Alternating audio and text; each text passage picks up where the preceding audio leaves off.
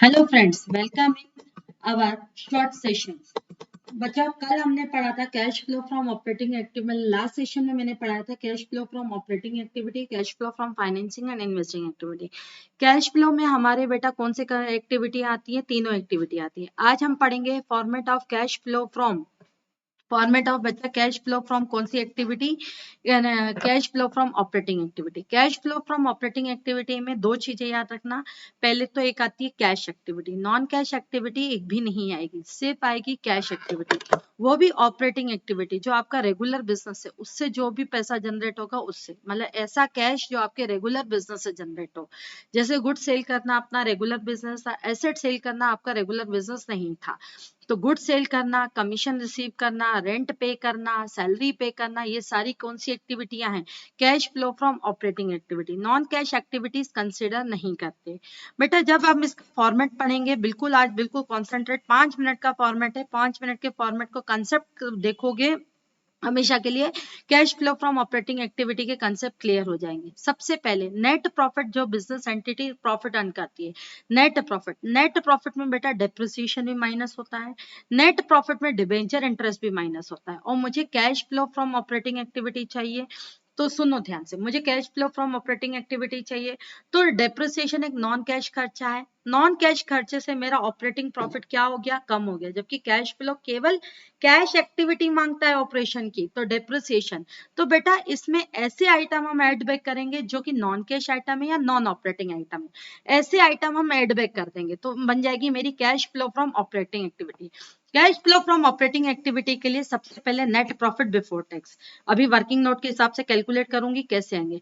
फिर इसमें मैं नॉन कैश आइटमों को ऐड बैक करूंगी, ऐसे खर्चे जो कि नॉन कैश थे या नॉन ऑपरेटिंग थे, मेरे ऑपरेटिंग प्रॉफिट को कम कर दिया, तो अब हम पढ़ा देंगे। जैसे डेप्रिसिएशन, खर्चे थे, प्रॉफिट कम हो गया तो हम अपने प्रॉफिट को बढ़ा देंगे। जैसे depreciation, loss on sale of asset, preliminary expenses write off और issue of debentures write off, goodwill, patent, trademark write off. बेटा ये नॉन कैश खर्चे थे तो हमने ऐड कर दिए।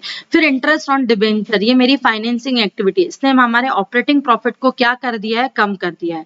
तो interest on long term borrowings, interest on debentures भी बच्चों ऐड कर देंगे। Loss on sale of asset मेरी इन्वेस्टिंग एक्टिविटी है, तो इन्वेस्टिंग एक्टिविटी ने मेरे ऑपरेटिंग प्रॉफिट को कम कर दिया है। क्यों कम हुआ? तो ऑपरेटिंग प्रॉफिट आप बढ़ जाओ, ऑपरेटिंग प्रॉफिट बढ़ जाओ। तो याद करो, net profit before tax, net profit before tax में क्या क्या ऐड करोगे बच्चों? नेट प्रॉफिट बिफोर टैक्स में क्या क्या ऐड करोगे? Depreciation, intangible assets right of, preliminary expenses write off, loss on sale of asset, debenture interest, ये क्या करोगे? इससे इन्होंने मेरे ऑपरेटिंग प्रॉफिट को कम कर दिया, तो हम अपना ऑपरेटिंग प्रॉफिट बेटा क्या कर देंगे? बढ़ा देंगे। इसके बाद कुछ नॉन ऑपरेटिंग इनकम ने हमारे ऑपरेटिंग प्रॉफिट को बढ़ा दिया है, और है कौन सी वो इनकम? Non operating income. तो आपका ऑपरेटिंग प्रॉफिट बढ़ गया तो आप अपने ऑपरेटिंग प्रॉफिट को बेटा क्या कर दो? कम कर दो। जैसे डिविडेंड रिसीव, कौन सी activity? Investing activity. Rent receive, investing activity. Interest receive, investing activity. Profit on sale of asset, investing activity. इन्होंने आपके ऑपरेटिंग प्रॉफिट को बढ़ा दिया तो कम कर दो। ठीक है, तो इसे कहेंगे operating profit before change in working capital. इसे क्या कहेंगे बच्चों? Operating profit before change in working capital. अब उसमें ऐड करोगे increase and decrease in working capital. बच्चों ध्यान से सुनना, यहाँ बच्चे बड़ा कंफ्यूज होते हैं।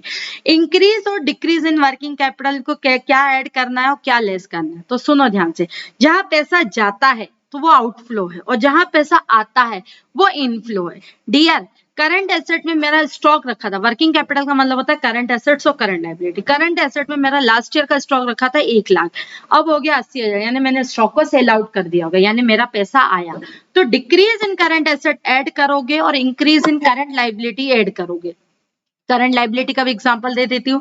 पहले मेरे क्रेडिटर 20,000 के थे, अब 50,000 के, लेकिन सामने वाले से उधार माल खरीदा, यानी मेरा फंड ब्लॉक होने की जगह रिलीज हो गया। जहां फंड रिलीज होता है, पैसा आ जाता है, तो उसे कहते हैं add. Decrease in current assets और increase in current liability add करोगे, और increase in current assets and decrease in current liability minus करोगे। ऐसे समझो, let's suppose increase in current assets, debtor मेरे 50,000 के थे, अब 60,000 के हो गए, यानी 10,000 का डेटर में पैसा ब्लॉक हो गया, यानी फंड ब्लॉक हो गया, यानी आउटफ्लो हुआ। इसके बाद करंट लाइबिलिटी 50,000 थी, अब 20,000 हो गई है, तो 30,000 का मैंने करंट लाइबिलिटी को पे कर दिया, यानी पैसा गया, यानी बेटा क्या हो जाएगा, आउटफ्लो। ठीक, तो नेट प्रॉफिट बिफोर टैक्स में ऐड करेंगे non cash expenses and non operating expenses, जैसे debenture interest, goodwill write off, depreciation, preliminary expense write off, loss on sale of asset. Less करोगे, नॉन लेस क्या करोगे बच्चों, जल्दी बताओ, लेस क्या करोगे, नॉन ऑपरेटिंग इनकम, जैसे interest receive, rental income receive, dividend receive, ये हमारी कौन सी एक्टिविटी है, इन्वेस्टिंग एक्टिविटी है, इसे कहेंगे operating profit before change in working capital. इसके बाद आएगा बेटा, ऐड करेंगे decrease in working capital, decrease in current assets and increase in current liability add, और increase in current assets and decrease in current liability minus करोगे, तो इसे कहेंगे cash flow from operation before tax. उसके बाद minus करोगे income tax paid.